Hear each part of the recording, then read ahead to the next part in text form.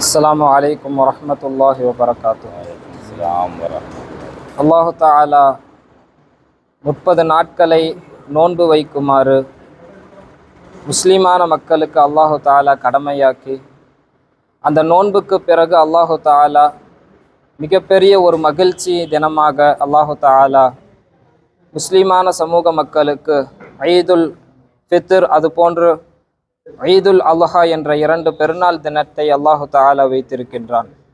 இந்த 2 பெருநாள் தினத்திலுமே கூட தாங்கள் மட்டும் சந்தோஷமாக இருப்பது அல்ல, ஒட்டுமொத்த ஏழை எளிய மக்களுக்கும் உதவ வேண்டும் என்பதே இந்த ஈதுல் ஃபித்ரினுடைய மிக முக்கியமான பெருநாள் தினத்தினுடைய கொண்டாட்டமாக இருக்கிறது.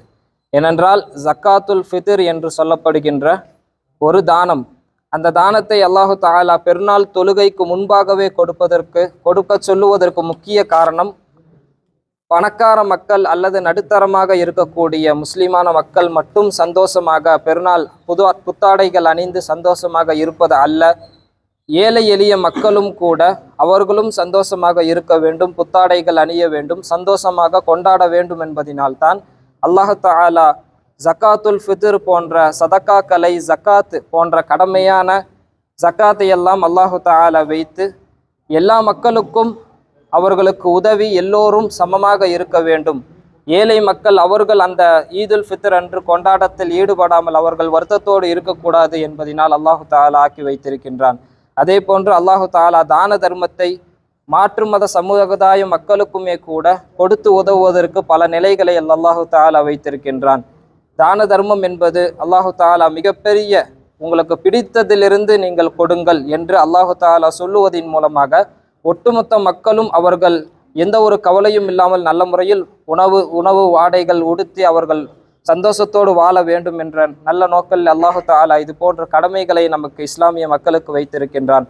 உலக மக்கள் எங்கெல்லாம் முஸ்லிம்கள் நோன்பு வைத்திருக்கின்றார்களோ அவர்களுக்கு அனைவர்களுக்கும் ஈத் பெருநாள் நல்வாழ்த்துக்கள். தக்கபல் அல்லாஹு மின்னா வ மின்கும். அது போன்று அல்லாஹு தஆலா எங்கெல்லாம் முஸ்லிம்கள் மக்கள் அவர்கள் கஷ்டத்தோடு இருக்கின்றார்களோ அவர்களுக்கு அல்லாஹு தஆலா எல்லா வகையிலும் அல்லாஹு தஆலா பாதுகாப்பையும் உதவியும் அல்லாஹு தந்தருள் புரிவானாக.